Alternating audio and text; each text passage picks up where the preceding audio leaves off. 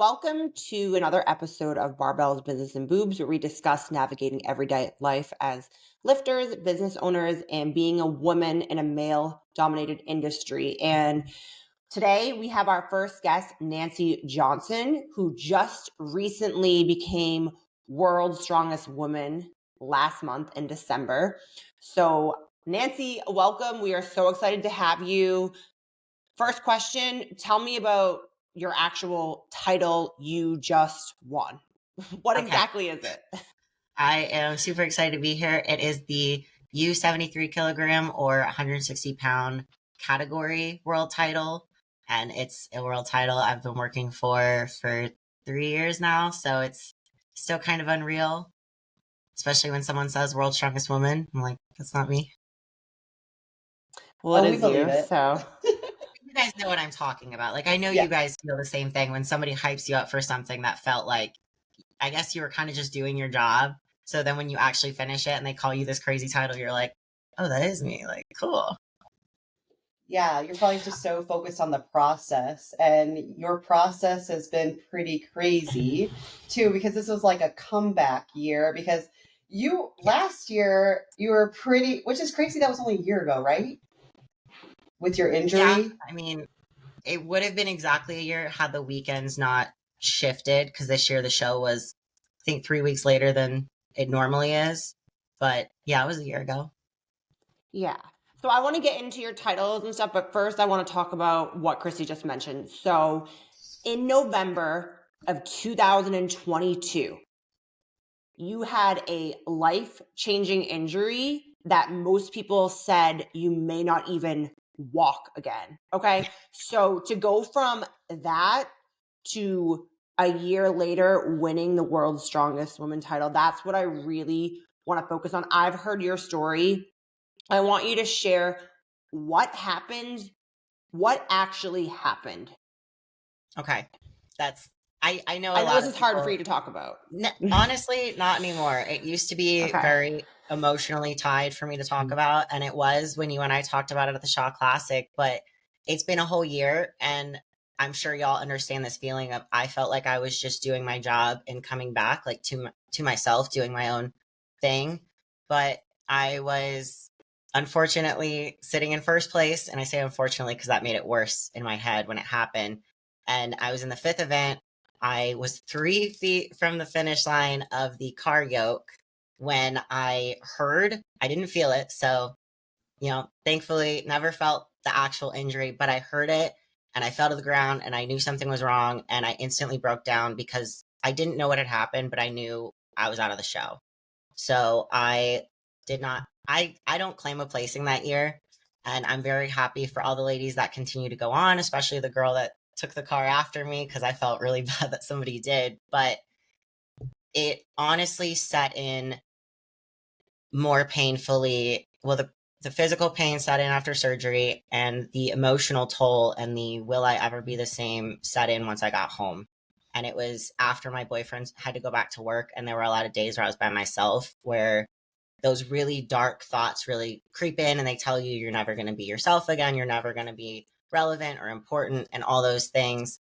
But somewhere in there, I started to do new things. So some people sent me new inspirational books, or people led me into new conversations about ways to work around this. Because, like Brittany said, a lot of my medical team did not want me to compete again. They told me I would not run, jump, etc. again. They said I didn't need those things.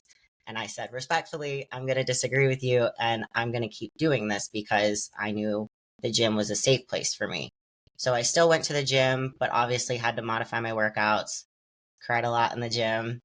I'm sure a lot of people can probably resonate with that because you go to the gym to feel comfort, but then when you can't do the things you normally do, it's really upsetting.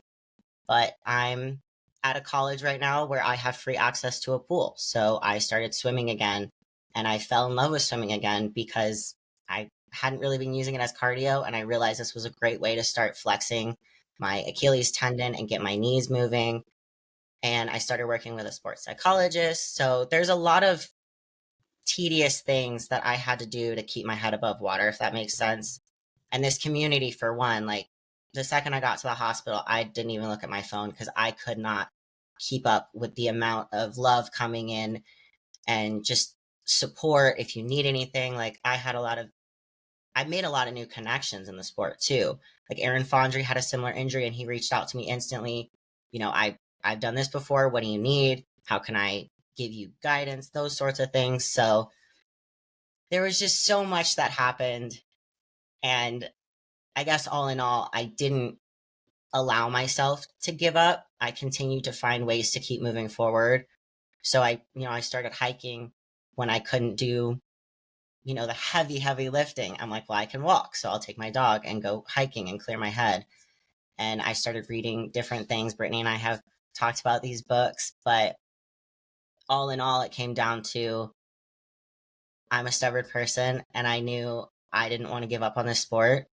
And the people closest to me never doubted me. Like my dad, my father, my coach, none of them ever thought, oh, she should give it up. And that also encouraged me. Like to have a community support you is one thing, but to have the people closest to you who know you really well to say, yeah, you can come back from this. Like you're just doing your job. Like do your job, go back to work. That's how I viewed it. And all of those things. And I'm sure there's more things I'm probably forgetting right now, but there were so many things just helping me continue to move forward and do my job, which is how I view this. So that was kind of a long answer. I'm going to share a clip in the description of what exactly happened. You can see the injury.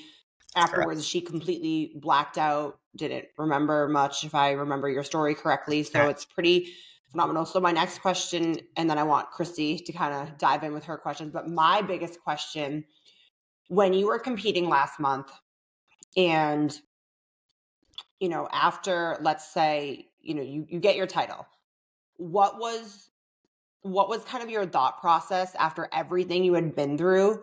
Because I'm getting really emotional talking about it because I haven't had the same injury as you, but like I've been in the same position where I'm like, okay, I might never be able to do what I love so much again. So what was like, did you write anything down? Do you remember? Did you talk to your partner? What happened?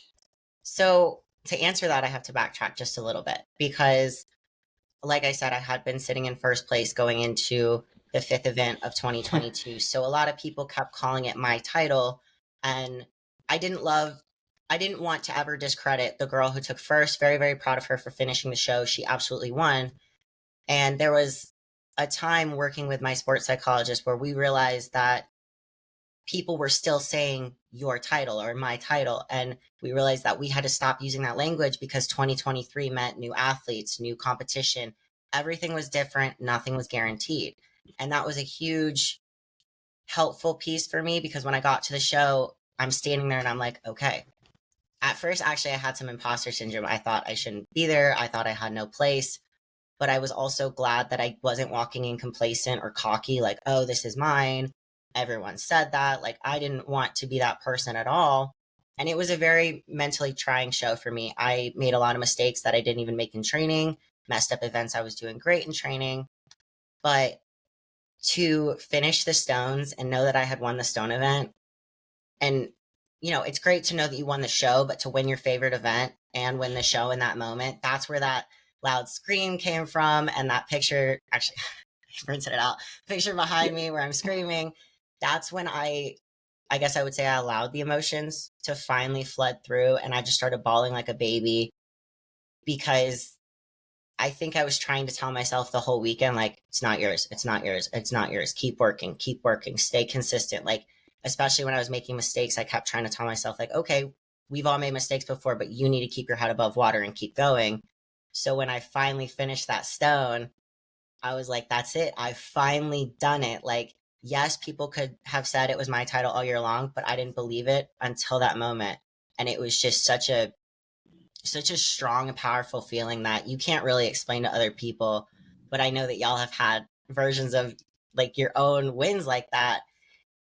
And it was overwhelming because then I had to go sit for like 2 hours while everyone else, the other class is finished. And I'm sitting there like, okay, what do I do? What do I do? Because they hadn't officially, well, they might have updated the roster, but like nobody's actually saying like, this is it because they're waiting for awards. So I'm sitting there for 2 hours like, what do I do now? What do I do now? Like, my boyfriend was like, you already won. And I'm like, yeah, but it doesn't feel real. Like, we're like in this weird space-time continuum where nothing is real yet because they're still competing. But to have finally done what I set out to do 3 years ago felt like I achieved it all, you know? And then instantly I'm like, well, then what's next? What else? What else can we do now?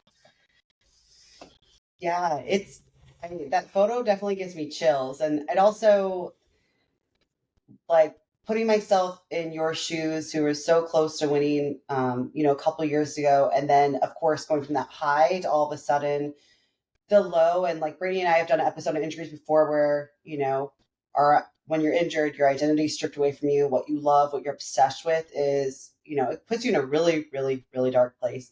It takes a really strong person to crawl out of that. So although even if you didn't get injured that one year, your title is incredible, right? But to see you like crawl back up and finish in really fast, just by putting one foot in front of the other, doing the small things is super, super inspiring. But what I found interesting is you coming in with imposter syndrome, but also, which is crazy because I've always been like, well, Nancy, like when I compete against you, well, there's Nancy, then there's me, us, right? But so I've always known you've been an incredible athlete, but how, you had to go in there to kind of say, okay, like it's not mine or whatever, but you go in as a different athlete this time with like more, like you had kind of like, was it more doubt or more confidence, like, cause you said you had to kind of say, it's not mine, totally and stuff. Were you kind of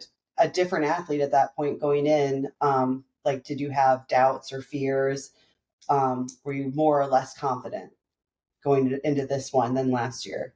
See, I went into it thinking I had regained my athletic mindset, that because I had really grown my athletic mindset in 2022, especially doing the Shaw Classic as my first open show, did a lot for my mind. And then I went into 22's OSG knowing I felt different, knowing I felt more zoned in and confident. No one could mess with me. No one could say a single thing that would get to me.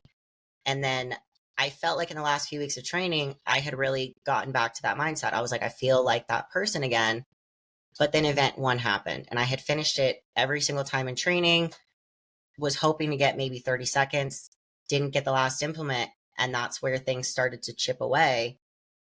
Like, I guess I should say, like, at rules and weighing in, it was starting to kind of kick in. I was like, do I belong here? Like, what if these athletes are better than me? Everyone's had a year to grow and I've just been trying to return, quote unquote. But it was after the first event that I started feeling those mental, like, I guess, like the evil person on your shoulder that's like, you're worthless. You don't belong here. You shouldn't do anything. Those little things. But I still felt confident, which was weird. It was at that point after the first event where I knew my athletic mindset was really different and this show was going to be different. I knew it was going to be harder. I knew it was going to be a fight. And just knowing that all these women had spent a whole year getting even stronger than they were the year before started to really get to my head, because I'm like, what if I'm still not fast enough? Because I've always been a great static lifter, but top 5, top 3 in the moving events. And I knew that. And I was like, what if I'm too slow in all the moving events now that I have those mental barriers with running with weight and stuff like that? But I think that's where having the right handler, i.e. my boyfriend, and the right coach or just teammates around you to distract you and talk you through those things. Like, if you ask my teammates, I talk about every detail of the event as soon as it's done. And they're like, okay, we don't care. Like, let's talk about something else. And I'm like, no, I want to keep dissecting it and talking about this and this and this. But to answer your question, I was very confident, but started to lose confidence in the small moments. But I think because I have gone through everything I have in the last few years, deep down, my subconscious was like, okay, but you're still you. You know what you're capable of. Like, I have this mantra that I started to use when I was coming back of, I'm strong, I'm capable, I've done it before, I'll do it again. So I had to keep saying that mantra when those really doubtful thoughts were trying to kick in throughout the weekend. And it's not always easy. Yeah, it seems like No. a combination of like the inner thoughts, the inner, and then also, strongman, it's our solo sport, but like it seems like you have a good team support system, right? So that's also like, that's really cool. Love that. Yeah, no, I'm That's very always lucky. fascinated. Yeah. That part of the sport has always fascinated me. Like when you said you had a mantra, I was going to ask that actually, because I don't think people realize in a solo individual sport, yes, you need to be physically strong, but I do believe that your mental strength in that moment, because like you said, it was the first event and you already felt defeated. So Yeah. being able to pull yourself out of that when you're kind of in a hole is so hard. It's harder to me, in my opinion, than dealing with the physical pain of an injury. Is like that mental.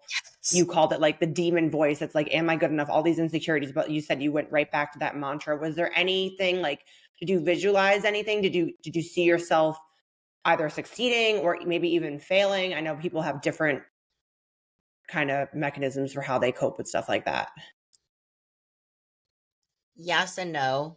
Specifically, I can think of the deadlift event, which this year has been insane for my deadlift in general. But coming back from an injury, I've been very like wowed by my own abilities to grow my deadlift this year. And I had finished the deadlift ladder maybe 4 or 5 times in training. And that was the first time I've ever done that ladder was this year, but in training. And I'm walking out there and I'm telling my boyfriend, like, I don't think I'm warmed up enough for this event yet because day 2 was moving a lot faster. It was the first event of day 2. And he said, well, whether you think you can do it or you can't, you're right. And I think there was a Yeah. part of me that ran up to that last bar and started to doubt myself because I'm remembering this thought where he said, you're either right or like you either do it or you don't do it based off what you tell yourself. And I ran up to the last bar and I'm like, oh, I might not get this. And then I fought and it didn't move. And I'm like, what if I just did that to myself? Because in training, there wasn't the pressure of a world title. There wasn't, and I think that's where things started to break down was because in training, I was by myself and I could do all these things that felt empowering to me. I do mean empowering. I don't know why I did air quotes because you compare yourself to the week before, the month before, the day before when you're coming back from an injury. But then when you put yourself back on a competitive stage, you're like, well, now I have all these people depending on me to do that thing I said I was going to do and meet all their expectations when really people were just supportive of me being there. And I tried to tell myself that before I got there, like, even if I don't win, even if I don't do what I want to do, I want to leave injury free. And I want to show people that you can come back to a world stage after something like that. But yeah, it's just, there were definitely moments where I probably talked myself out of finishing or doing the event correctly without totally realizing it.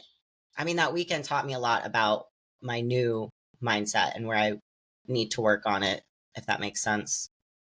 Okay, I have another question, and I want Christy to kind of get into like the history. This is just a question I want to ask. So, oftentimes we talk about for any sport like the post-contest blues.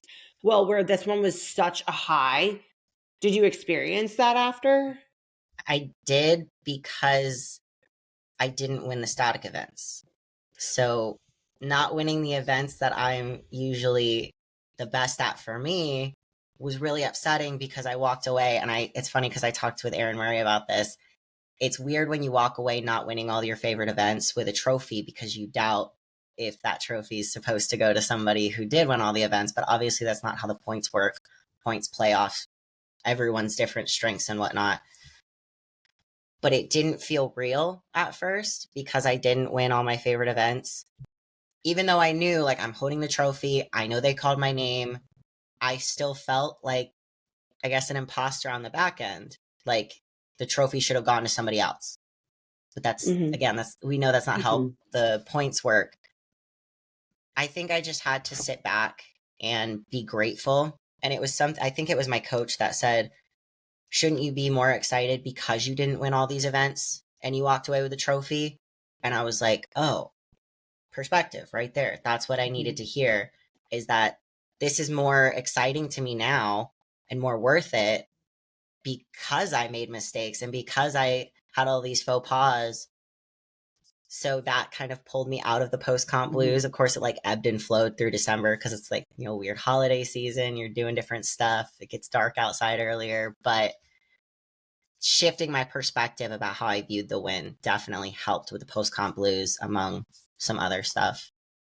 So That's definitely good to hear because, yeah. prior, so you were in the mindset of I have to win every event to earn this win. Like you, of course, we're always going in and be like, I want to win this event. Yeah. But like for you, you're like, I win every event. That means I am the best. That was your kind of your mentality before this, right? And you just realized it. Oh, I'm usually just not happy unless I win everything. Yeah. That just makes sense because you're so competitive and it's what it takes to be great. But that's really cool. You're able to shift that perspective.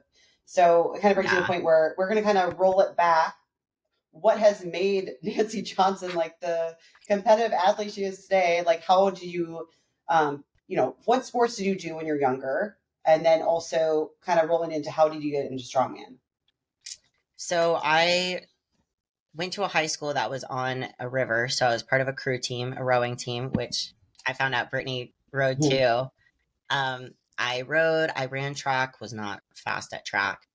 And I had danced and done other stuff when I was younger, but I was never the greatest athlete in any of those things. Like I had a strong base to be the powerhouse of a boat, but there was something about like the team sport that didn't always feel like it was for me, if that makes sense. And it took me really getting into running and getting deployed to a place where I couldn't run that led me into powerlifting. And powerlifting led me to my coach, who wasn't even a coach yet. We were just friends when he started his training or to get his certificates and all that stuff. And then he officially started coaching me. But he took me to my first nationals less than 8 months after I started Strongman, and I won. And it blew my mind because I had no idea my points. I didn't know how I was doing all weekend. They called my name. I'm sure people might have seen it because I have that video on my Instagram, but they called my name. I was surprised by it. And he was like, do you see how, you're good at this sport? Like I didn't even have technique or skill back then. I just had a really good raw strength base. He was like, do you see how far we could go if you work really hard and we work really hard together? And it wasn't really a question for me because I was already in love with the randomness of strongman. Because you have the community, you have the team aspect if you choose to be part of a team. But when you go out there, you're by yourself. And that's what I love so much about it is I get to go out there and showcase who I am and do my own thing. And I never looked back. I mean, I've dabbled in other sports since then. I still mess with powerlifting every once in a while. I've done some Highland. I did bodybuilding. But strongman always calls me back. It's a different prep every time. It's a different contest every time, different rules. Even that excites me. The fact that the rules can change from one contest to another is so fun to me. And it's like barbaric and savage in a way. So it's really fun. And I know everyone says it's like a misfit sport, but to me, it's more like the right community sport, if that makes sense. Yeah. So I want to, because I'm similar background to you with and I really relate to that individual sport. And now it's cool because now as I have experience as an athlete, coach, and interviewing people in different sports. And it's funny because the outside world, like powerlifting and strongman, are so similar, but they're not at all. And I want to point out, I definitely think it is both a personality type that attracts one sport to the other. And I feel like every powerlifter I've interviewed or everyone that has competed in it likes structure and likes to know that they can hit it and doesn't want to fail, wants to be able to hit that goal, which is awesome. That's definitely like more of a process where I feel like strongman, you more have to be willing to go into something and know that you probably more times than not you're going to fail because you don't get to pick the weights. And that's just something I wanted to point out because a lot of people don't understand that. And I'm hoping if someone listening can kind of grasp that. And that kind of leads me to the question, what did you learn? Like powerlifting obviously gave you a strong base, but you've also did bodybuilding. So if you could just kind of quickly highlight from each individual sport that you've done, starting with track, kind of what you learned and how that made you the athlete you are today. I love that you brought back up track because I think that's probably where I was realizing individual sports might be my wheelhouse. Crew rowing, it just told me I had a strong body. Like I knew, okay, I'm a strong powerhouse when I need to be, but it wasn't the sport that like lit the world on fire for me. And I fell in love with running for a short time. Again, it's an individual sport, but I found it boring when I was prepping for a marathon. I was like, once you get past a certain number of miles, like you get bored of the same music, or you're like, what do I think about now? What do I, whatever, because you're just running. But then powerlifting, one, led me to my boyfriend, but it also kind of gave me a better structure of how to approach the gym throughout the week, like how to break down your workouts, how to address water cuts and or just weight maintenance in general, nutrition. That was when I really started to care about nutrition and what I was putting in my body. And then when I loved Highland Games and I still do, but it didn't, grasp me the same way. Bodybuilding, oh my gosh, I learned so much from that. And I just did one show, but learning how to appreciate another sport like that is just insane because they work so hard under such tighter restrictions. And I know, Brittany, you've done bodybuilding, but sorry, it's like hard to explain in words because it was going out there, being on the stage, loving the way that the crowd was receiving me, but then coming off the stage and the head judge telling me I was still too heavy, which he did it very respectfully, and that was his job. But when he told me I was too heavy, and I had thought about how miserable I felt cutting down to just be stage ready, I was like, okay, this might just not be for me all the time. I would do it again if I had the time for it, but it took away from some of my strongman stuff at the same time. I have an appreciation for every sport I've tried because I've learned new things about the dedication and the commitment it takes. And to watch people dabble in various sports like powerlifting and bodybuilding at the same time, I'm very, very impressed by it.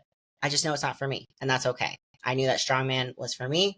I can walk around at 175 and cut back down to 160 when I need to. And I like that. Strongman has given my life a lot of good connections, a lot of lessons. I mean, injury or not, I've learned a lot in the sport, but I think each sport had a need in my life and they all just kind of brought me back to strongman. I think anytime I try another sport, I'll probably still end up back in strongman. Yeah. No, I feel like agree your with evolution has that. been really, really awesome too, because they really have been kind of stepping stones on each other. That's kind of like the pathway I've done too with powerlifting before strongman. It has like so much structure and so much focus on Structure. that static strength. Yeah. So it's like, it gives you the structure you need. And just like that, it's so simple. Like you can understand how to get stronger and what you need to do to get stronger and get to a goal. But like strongman, it's exciting and like you have to go with the flow and just like take the roll with the punches, Yeah. which I think is really fun. But I think it's super Be interesting adaptable. because I know you guys both have done bodybuilding, but what like what why did you want to try it? What was so like shiny about it? We're like, I want to like put my body through that and take away from strongman and go try that. Like what Are you motivated you serious? behind that? Have you seen Brittany's cool bodybuilding pictures? I mean, You know, I mean, like, that was it just like you see how you look, which it's yeah, like, I'm not going to say it was because of Brittany, but seeing people I knew in strongman trying it out and seeing that they could either cross train because Hunter Henderson and Brianna, they weren't mhm. out yet, like they weren't big, but to see people that I was already following doing it, I was like, this is so cool that they can do that. And I know that I am lean when I cut. I know I look very Mhm. muscular, so it's always been in the back of my mind. And it just got to a point where I reached out to an old friend who was coaching and I was like, you know what? I'm ready to pull the trigger. We're going to do a really short prep, but we're going to play with it and see what happens. And the head judge, after he told me I was too heavy, he was like, if you leaned out, you might have a chance at a pro card. And I was like, oh, see, now you're really trying to convert me because having pro abilities in different sports is really intriguing. But I knew that it was just really taxing on me. Loved it, loved the discipline I learned from it too. But I guess I only want to be lean like that right before a weigh in or something. Right. No, you always like whenever I see you, I'm like, she does look stage ready. Like you look awesome. And I get why it'd be like Yeah, fun you to do. be like, I want to see what I look like on stage. Yeah. In the photos, like the lights, the tan and stuff like that. But I'm just always interested with, I think dual athletes are cool, but I always get interested with, like you said, like there's so many powerlifters and strong women who come up and are doing both bodybuilding and Yeah. strongman or powerlifting, which to me, out of all the dual athletes, that's the most impressive to me because I'm like, how are you good at both? Like that's like crazy. Yeah. But I would love to try it one day, but I don't personally think I can handle both of them. But I think you'd be great at it. so that's why I Yeah, was I just think curious. you would be too. I was just You curious, would like, what was be. motivation? Because, like, for me, when I see you, like, I feel like nothing could take you away from strongman. But it's like, oh, you did bodybuilding show and you kicked ass. Like, Yeah. what can't I mean, you like do? So, like I said, I don't feel like it was Brittany, but it also kind of was like Brittany and a culmination of other people. And I loved seeing Brittany do it. And I didn't even know her back then. And I was like, if other people can do it, like, why can't I just do it to say I tried it?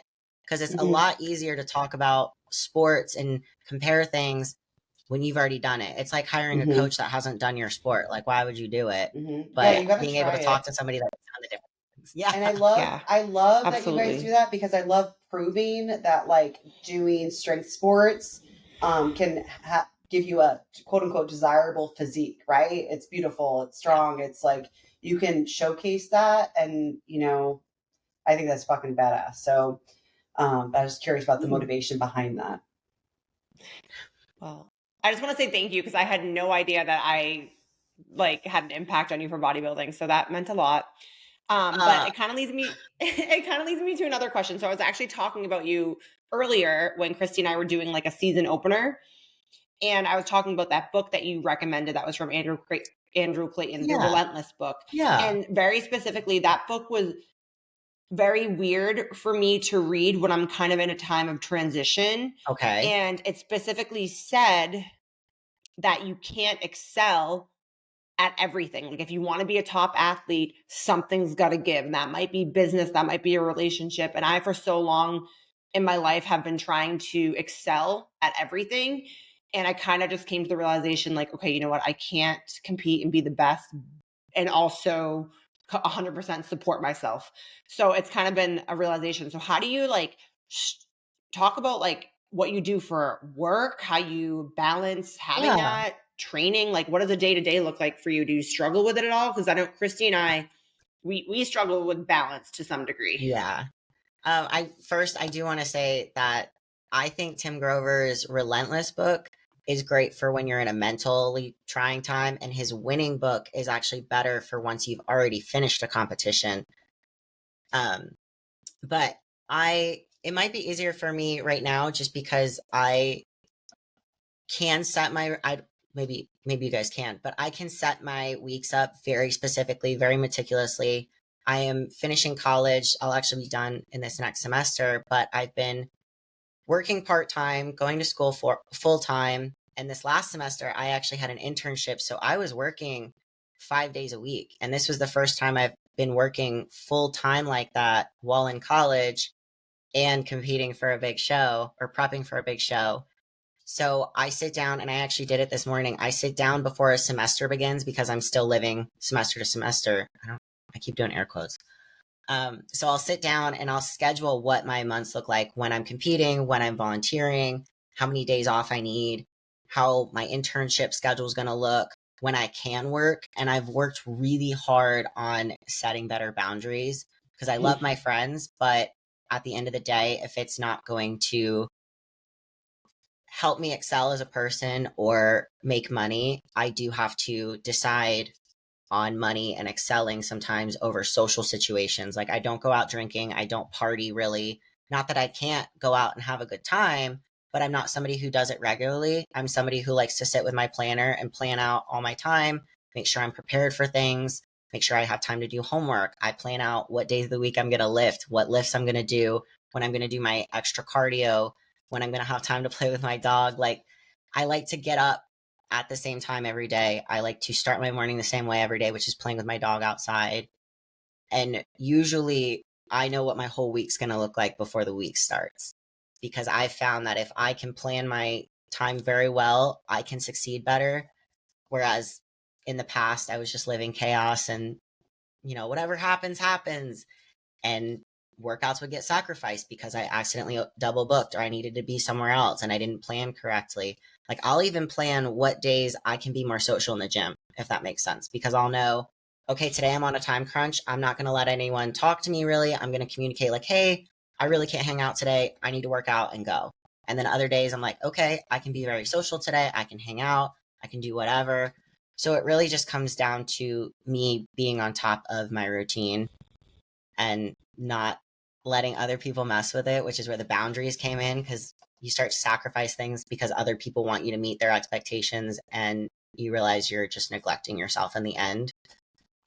But it really helps to set boundaries and set plans. Mm-hmm. Every top athlete I know does the same thing. And I have to admit, like, I've been more carefree lately. And it really like eats me up inside. Like it's Yeah. really hard for me to function when I don't plan out everything and I just have to kind of accept like that's who I am. So, and I think this is important to mention. I always keep it real on here. Not everyone can be a top athlete. And I do think that kind of meticulous type A, being able to plan, and in general, most top athletes can take that same skill and apply it elsewhere. Mm-hmm. So I think that's important to mention because, Yeah. people say like, oh, I would love to do this. I want to do this. And I'm like, do you really? Because this is what it looks like. It's not Yes. fun. It's not always fun. It's not like, No, I just said you I do sacrificed social settings. Yeah. I 100% Right, you're understand planning that. it when you're going to play And with to your this dog. day, That's how it is. I mean, I think also when you're super busy like that and super ambitious, it's like you start to value your time more. So you're like, man, I really don't actually have those extra 15 minutes of socializing in the gym. So I think that's really great looking ahead.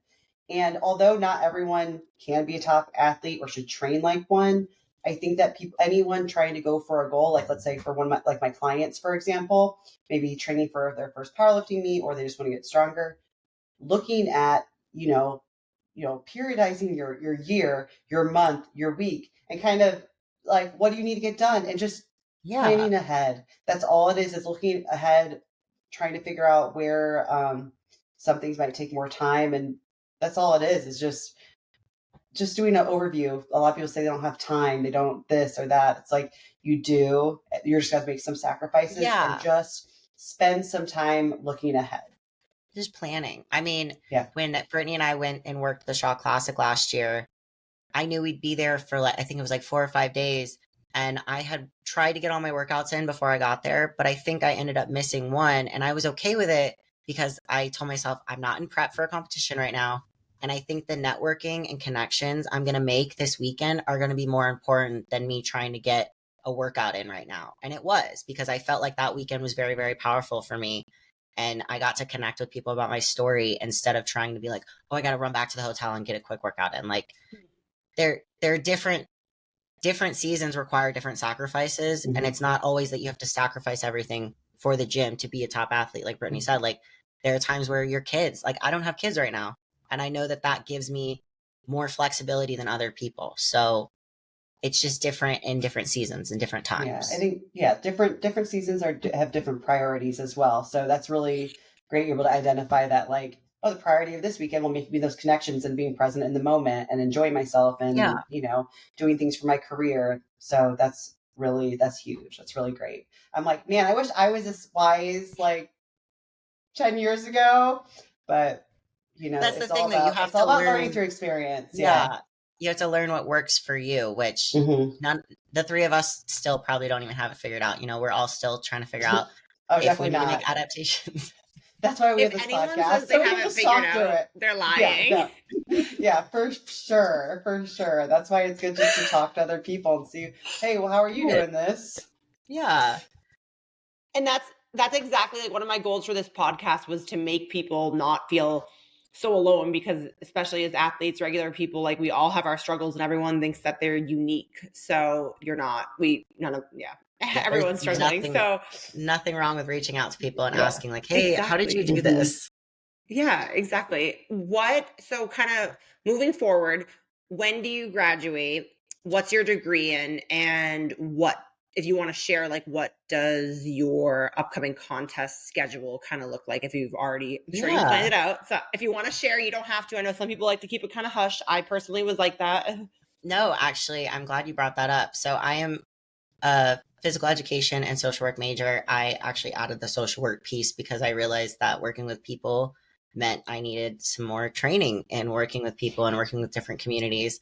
I'm not exactly sure what I'm going to do after graduation. I've thought about maybe finally coaching, but as far as competing, as soon as I had gotten my trophy, I had gotten 3 invites, one to Europe in March, and then PSL 82, PSL 73.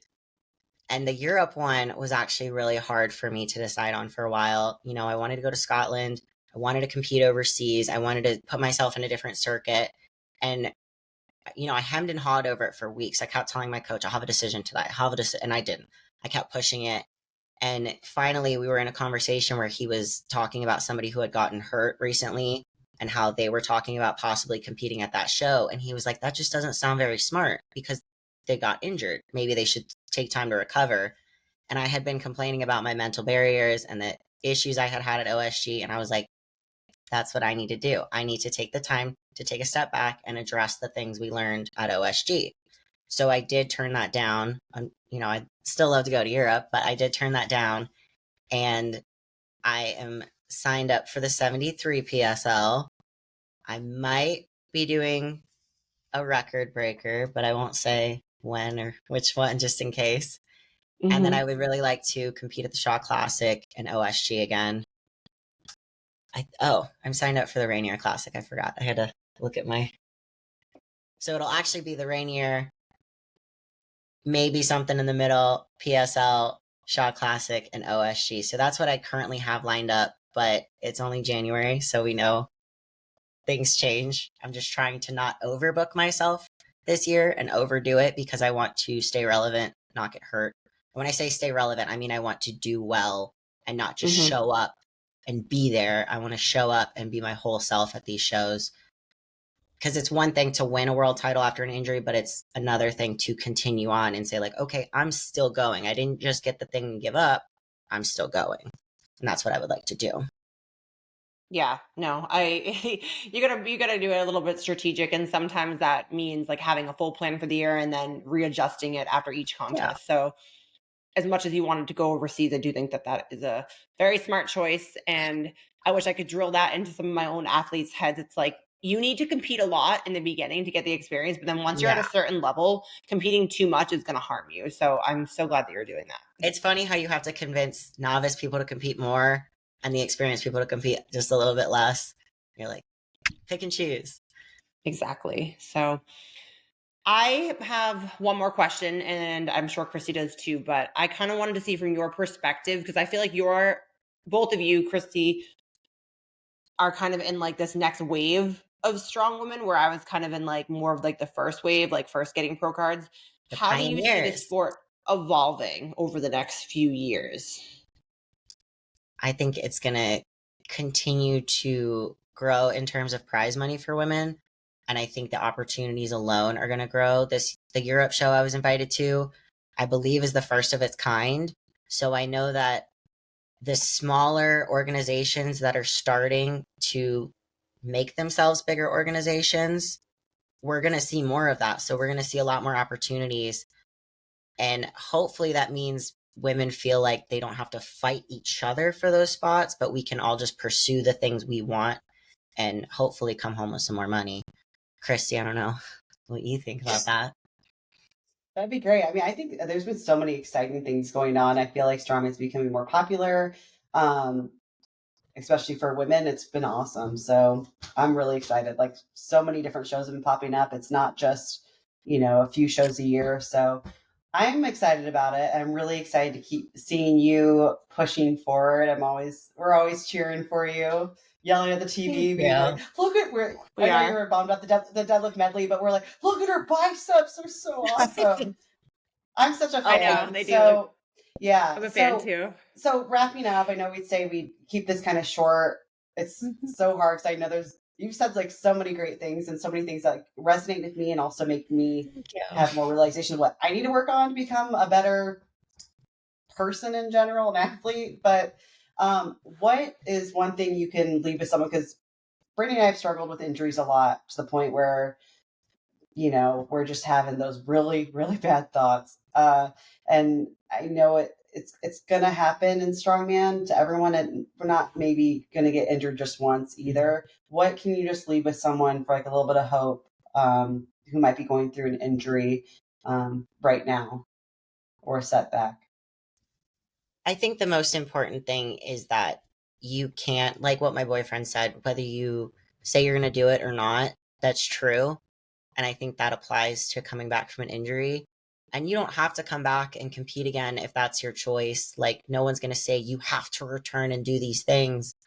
But I think it's really important to sit there and allow yourself to be upset at first, admit how you feel about it, communicate that to somebody you trust, and then start working on your own perspective. Like, okay, do I want to come back from this injury? What do I want out of this? Setting those SMART goals. And I harp on SMART goals a lot because I come from an education side. So they're simple, they're measurable, they're attainable, they're realistic, and they're time oriented. And I think those can do a lot for people, because when you can sit down and focus on these tiny, realistic goals, it feels a lot easier than, like, for example, when I was just focusing on getting out of the boot or walking without the boot, moving on to running, jumping, etc. When I focused on those small things, it made the future of OSG seem so far away. And I was grateful for that because I could focus on the small things first. But I think the most important thing is to just keep moving. And I'm actually going to backtrack a second, because I was thinking what Chrissy was talking about, how she viewed the future of the sport. I volunteered a lot last year. I worked a lot of shows last year, and I loved being on that side of the sport. So I kept myself involved in the sport, but I chose to give back. Like Mitchell Hooper came and worked OSG, and, well, I'm sorry, he didn't come to work OSG. He came to be VIP. He started working, and it was one of the to quote him, he said, you know, I'm probably one of the strongest people in this arena. Why should I not be resetting the weights, reloading stuff, helping out? He's like, why should I not be giving back? And that really stuck with me, because if you choose to give back, that's how the sport grows, but it's also how you can stay involved in something you love so much while you're not totally an active player. Like, you're benched, but you're still there. You're still involved. You're still enjoying the community. Mm-hmm. That's great advice. So true. I think we talked about that in our injury episode. Yeah. I mean, that's definitely has, you know, kept us going too, just staying involved, and like, it's what you love. It's your community. It's your friends. So give back. No, that's really, really great advice. Christy, I'll actually be at your next competition. So yay! I'm working it. Pressure's on. I'm excited. It's gonna be really fun. So hopefully I work your lane. Yeah, that'd be great. No down plans. Nancy, are you going to be, I don't think you are, but are you going to be at the Arnold at all just to watch? Oh, I'm hemming and hawing about it. If Rogue Record Breakers would come out with their record breakers, that would be great, because I wanted to throw my name into that. But awesome. I'm just unsure. Right. Gotcha. Well, you? hopefully, fingers crossed. There watching, so yeah, we're gonna be there. So okay, fingers crossed, girls. Let us know. List of reasons to go. Yeah. So anyway, thank you so much for talking with us. I feel like super motivated right now, like inspired. Yeah, I know. Seriously, and I think people are gonna love this episode. You're the perfect first guest that we had. So making history today on business barbells and boobs. Thank you. So we appreciate it so much. Yeah, I'm so excited for people to hear this episode. So Nancy, where can they find you on Instagram or web or YouTube? Oh, I'm still behind on technology, so I'm not on the YouTubes yet, but I am on Instagram at NAN_CIEE, Nancy. But if you guys enjoyed this episode because of me, I really hope you continue to listen to their episodes, because both of these women have done a lot for me, whether they realize it or not. Christy actually helped me with a back injury when she didn't even know it. And Brittany has, oh my gosh, our connection this last year has done a lot for me. But both these women have a lot to offer, especially in the injury realm. But in growing in the sport, they're both very, very well versed in the sport. You guys have been coaching and just putting on such great performances. And I called Brittany a pioneer because she was. Like, you were somebody that really set the strongman world on fire for me. I've always known who you guys are, so I appreciate now that we can be friends and that you guys invited me to do this. Yeah, giving back. Can you Yeah, I love please, it. last thing, will you send us a picture of the one of you screaming after stones? And can you maybe, I don't know if you can move your phone, but can you zoom in? Me and Chrissy haven't really figured out how to edit everything to perfection yet. So I'll yeah, pop it in there it there. is. Don't worry, I'll pop it in. I'll All definitely right, make it the perfect. There it is. cover Yeah, so you can, photo as well. Okay. So Yeah, I can send it everyone to you guys. needs, yes, if you've listened, everyone needs to go watch her injury happen and then needs to see this picture and the fact that it was, I believe it was exactly 12 and a half months apart. So pretty amazing. I am so proud of you and I can't wait to see what's next. And thank you so much again. Hopefully everyone listening, you can get some words of wisdom, apply them to your own life and your own training, and yeah, learn from one of the best. Some of the best. I mean, you guys are part of this, so thank you guys so Thank much for you. having me. yeah.